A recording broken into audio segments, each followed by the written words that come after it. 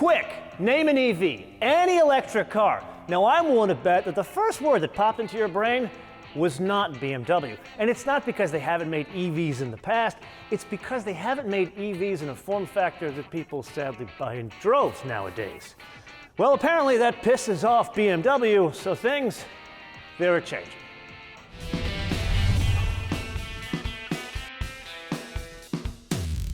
Okay, so this may be a baby buggy, but we have an incredible amount to cover. Let's get right to it. Dual motor, all-wheel drive, it's the only way it comes. In the front, 268 horsepower and 260 pound-feet of torque. In the rear, 335 horsepower and 295 pound-feet of torque. But the full system output here is kind of ridiculous considering this is a baby buggy. 516 horsepower and 564 pound-feet of torque. Now that's the good news. The bad news, the electric charging architecture. We discussed this in many different episodes, from Hyundais to Porsches, and really it's Hyundai and Porsche that's kind of at the forefront because they have an 800-volt architecture. Now why is that important? It drastically reduces the charge times. I just can't believe that BMW would bring out something this important and not have an 800-volt architecture, but they haven't. And it does impact the charge times. Now this is a 105.2 kilowatt-hour battery. Doesn't sound like a slouch, now does it? Even the US EPA agrees with that. They say the range on this is 324 miles, but there's a catch. It all depends on the wheels you choose. So there's 20s, 21s, and 22s on offer. The 20 is obviously the smallest, that's the longest range, 324.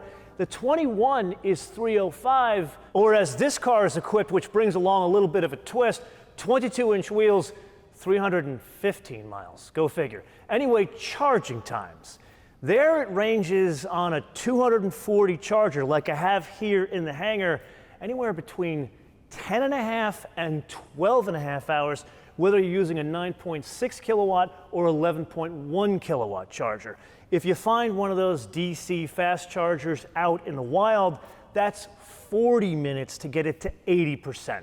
Now, if I'm reading the tea leaves correctly, for a very large vehicle like this to get that kind of range, there has to be a couple of things going on behind the scenes. The first stop would be the thermal management of the battery. This is not just one system. BMW shoehorns 3 thermal management systems into that battery. Now there's something else that contributes to that range that you don't necessarily see on the outside of the vehicle, and that is the construction. You and I have covered carbon fiber reinforced polymer panels in many BMWs in the past, mainly with this lineup, the i3, the i8, vehicles like that. But digging deeper into this, a number of the bits that make up the safety cage are made of carbon fiber reinforced polymer. I will admit it is a very neat party trick to open up all 5 doors and see exposed carbon fiber reinforced polymer. Then it goes a step beyond that. Even the frame of the rear hatch, that's made of carbon fiber reinforced polymer. Now that we got all that out of the way, how does it impact performance figures? And here, let's go in a bit of a different direction. And instead of discussing Vmax for an electric vehicle, how about coefficient of drag for what looks like a brick? Here, believe it or not, 0.25, which does impact the 0 to 60, 4.4 seconds. So in many episodes throughout the years, you and I have learned that no matter the flavor of X5, they are usually not lightweight. I'm guessing this is kind of the same story, probably worse. 5,659 pounds, or depending on how you express your weights and measures, 2,566 kilograms with that sport mode. Oh my God! Holy crap, this thing is fast! Wow, what a difference! I would go so far as to comparing this to a Taycan 4S in the way it delivers power. Now, looking at this in a bit of a different light, and perhaps an unfair comparison, let's go back to that EQS, whether it be the 450 or the 580. They develop torque very gradually, even with the extra horsepower in the 580. This, the minute you summon full taps, instantaneous torque, I would argue to the point where packaged in a tall baby buggy could be a bit of a challenge. Now, a recap as to what's underneath the vehicle. It's double wishbones in the front and a multi-link in the rear, anti-roll bars both front and rear. However, the car you and I are driving today doesn't have any of that. It has an optional, very fancy 2-axle air ride system. But why is that important? Well, mainly you can adjust the ride height. So if I get over, say, 87 miles an hour, which I could do in this thing, it would lower the ride height by 0.4 of an inch. If I want to increase the ground clearance, we could increase it by 0.8 of an inch. Now that's all fine and good, but it does beg the question, what's the ground clearance? And there, once again, it maps directly to the X5. It's like 1/10 of an inch higher than an X5, so it's 8.8 inches. And in the way it drives, I think the big focus here needs to be ride quality. And this is better than most EVs that are SUVs. There's more composure over the vehicle, specifically from side to side. Then moving on to the brakes, good size, 348 millimeters in the front, 345 in the back, 4 pistons in the front, 1 piston in the back. That's kind of unusual for an EV, and I gotta say it does make a difference. This is a downright fast car, and I would argue that's probably why they put the brakes in it that they did. There's definitely the braking power, but I will say the pedal feel leaves something to be desired. It's kinda closer to the on-off switch of electrics and hybrids. Now, while you and I are on the topic of the brakes, we do need to connect that to the whole lightweighting discussion we had at the top of the episode. The braking system on most cars, it's made up of a couple of different components. In this case, they've combined 3 major components, the biggest things, kind of like the booster, and they brought it into one braking component. As far as I can tell, it really hasn't made a difference in terms of braking performance. Perhaps the only thing that suffered is braking feel. Then there's the steering. Here, 4-wheel steering is fitted as standard. I can't honestly tell you I noticed a huge difference, which brings us to another question. What is the size of the vehicle? And there you won't be surprised to learn that it is very similar to a BMW X5, even though I gotta admit, it looks like a BMW i3. When this thing first turned up in the hangar, I'm looking at it, I'm like, wow, that looks like a long, overgrown BMW i3. It's as if an X5 and an i3 had sex. And you know how one kid always looks more like one parent? In this case, it looks like the i3. Anyway, I digress. The wheelbase, it's 1 inch longer than the X5. The overall length, it's 0.2 of an inch longer. And that's kind of a shame, because here you've got all of the benefits of packaging EV. You could have really taken that wheelbase and made it more like an X7 instead of an X5 with the footprint of an X5. Now, somewhat connecting all of this to the EV propulsion system, yes, there is a coasting mode as well as a recuperation mode. As far as I can tell, the recuperation mode is a function of the mode you're in, so it's more intrusive depending on certain modes. Like, you get into the regular basic mode, I'd say it's too intrusive. And believe it or not, efficient, it's kind of the best. It doesn't really get in the way. You feel more coasting there. I'd say the only area that lets down otherwise stellar driving dynamics for an electric vehicle, it's the steering. It's not that it's connected to the rear wheel steering system, it's the normal steering feel. This doesn't feel like a BMW. It feels kind of numb. There just isn't any feedback. It's not what I expect when I see a roundel on the steering wheel. Yes, it is indeed that time again to play your favorite game on the options game with today's contestant, what I would consider the first ever BMW SUV that is fully electric. They still call them sport activity vehicle. Really, it's the same thing. This one, it's called the iX50 xDrive, which means all-wheel drive, for a base price of $83,200. To that, we add a stunning color, Aventurum Red Metallic. So you pay $1,950 for this metallic burgundy, but you really need to pay the $2,450 for the Castana chestnut interior, which makes this color pop. Then the dynamic handling package, that is $1,600. We kind of discussed what that is. And then there's the premium package. Now, this is different than other BMWs. Yeah, it includes some fancy bits, but in this one, it adds an interior camera. So you can record you and your friends driving around in your BMW. To me, that's completely against the religion of a BMW. That's just not Freude am Fahren, but that's just me. Then we press on to the sport package, $2,600.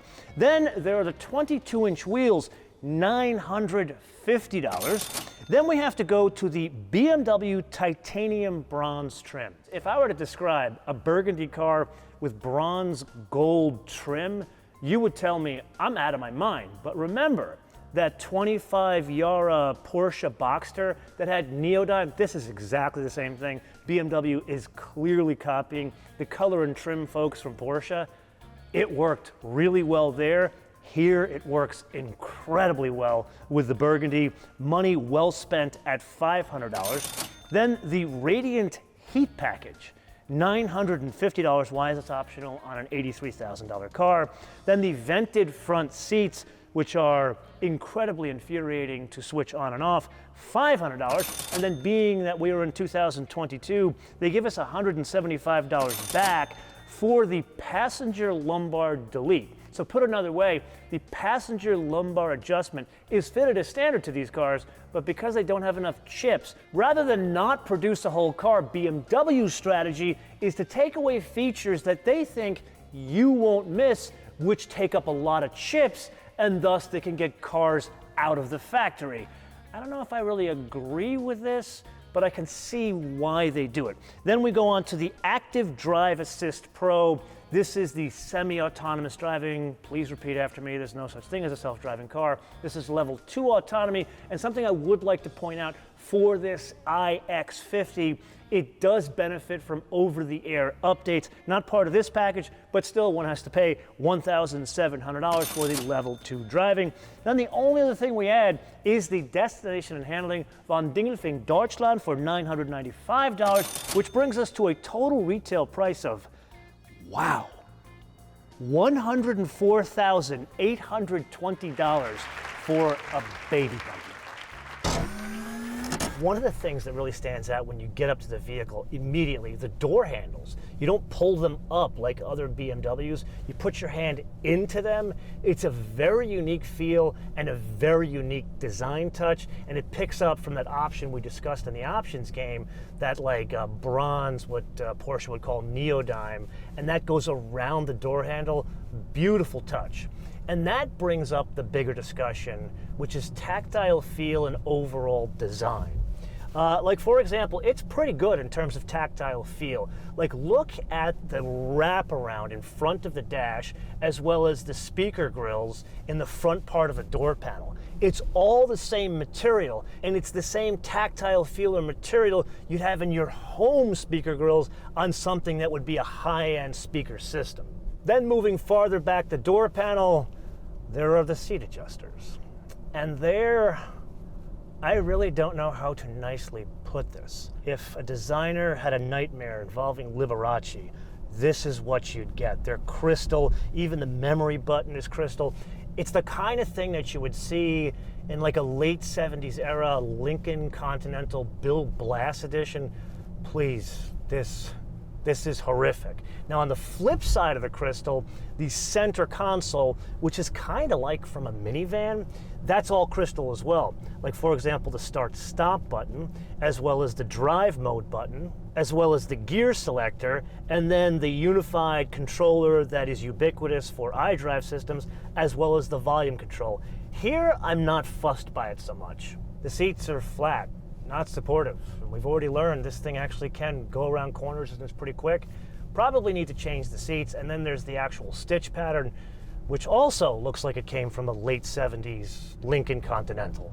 Now I am well aware that I sound incredibly negative, so let's put all of that aside and get to the stuff that is very unique. Like for example, the glass panel. It doesn't open, but it's like the S-Class coupe we drove many years ago, where you can adjust the opacity of the glass. Basically, it's liquid crystal, and they send a charge through the liquid crystal panel, and that's what makes it light or dark. Now, I will admit, while this is a very cool party trick, I'd like to see it paired with an actual sunshade for climates like California or Southern Europe. Then there's the overall design of the interior, and here is where I'd say they've done a good job of keeping what has worked with BMW over many years. They took the bullet on this whole unified controller and they took a lot of crap for many years, since 2002. But over the past 5 years, they finally have made it work. And yeah, they've changed with this floating screen here, which I gotta say is a pretty cool trick. You know what? Let's look at this at a more macro level. Most OEMs, when they approach the problem of how do we adapt our existing UX system to an EV propulsion system, they think, oh my God, we gotta be like Star Trek and change everything. That is the worst direction possible, because it creates an unsafe vehicle, at least to operate. BMW, they have erred on the side of caution by keeping the very hard-fought lessons over the past 20 years and making it work here and adapting it to this EV theme. Now granted, I don't love everything here. It's perhaps a bit disco for me. I see what they were going for, but most importantly, they kept this a car first and futuristic Star Trek car show, whatever, second. Being this episode had a hell of a lot of moving parts, let's take stock. First and foremost, shocked by the way this thing drives. Second, love the use of the exotic materials in its construction. And if I'm reading the tea leaves correctly, that has a lot to do with the way the vehicle drives. Third, the aesthetics, both inside and out. Best way I could phrase it is polarizing. I have come to the decision that I do not like the exterior styling. The interior, there are some things I like, and there are some things like those Liberace seat controllers that I absolutely hate. So I took it for a second opinion. We do a weekly happy hour here at the airport. We have all the guys, all the gals get together, and we talk about planes and cars. So I brought this by, and a funny thing happened. All the women in the room flocked to this thing. They thought it was gorgeous. They loved those seat controllers. But the guys, it was 50-50. There were guys like my hangar neighbor across the way here. He has no creativity. He has a 992 convertible, black on black. Then there's another guy that's got a 991.2 Mexico Blue GT3 with manual transmission. He doesn't like the design. So kind of think about that as you form your own opinion about the design, especially the interior. And then last but not least, $4,000 or $5,000, that is just too much for any baby buggy that's not a Bentley, a Lamborghini, or a Rolls Royce. This just, I think you're out of the realm of possibility, even with a trick electric propulsion system. Which brings us to the wish list, and here it's not so much just for this BMW EV, but for future BMW EVs. What the hell were you thinking? No 800-volt architecture? And it's not a competitive thing with Porsche and Hyundai. It's about future adoption of vehicles like this. People are put off by 40 minutes or 12.5-hour charging times, but 800-volt architecture is the biggest signpost that you're going to have faster charging, like 20 minutes in a Hyundai Ioniq 5 to get it to 80%. That's the kind of numbers we need to see for more people who are not early adopters to get into vehicles like this. And this is just one man's opinion. This is the point of the episode where I turn this around to you guys to opine in the comments below, or via our social media, MotoManTV, all one word, MotoManTV, all one word, Facebook, Twitter, and Instagram. And with that, I do want to share something that happened behind the scenes while this was here. Of course, we shot this episode, but I used it as sort of like a camera mounting point when a very cool, very fast new airplane turned up here at Torrance Airport, and we gave it a very, I'd say, fitting salute. Until I see you in the next episode, bis später.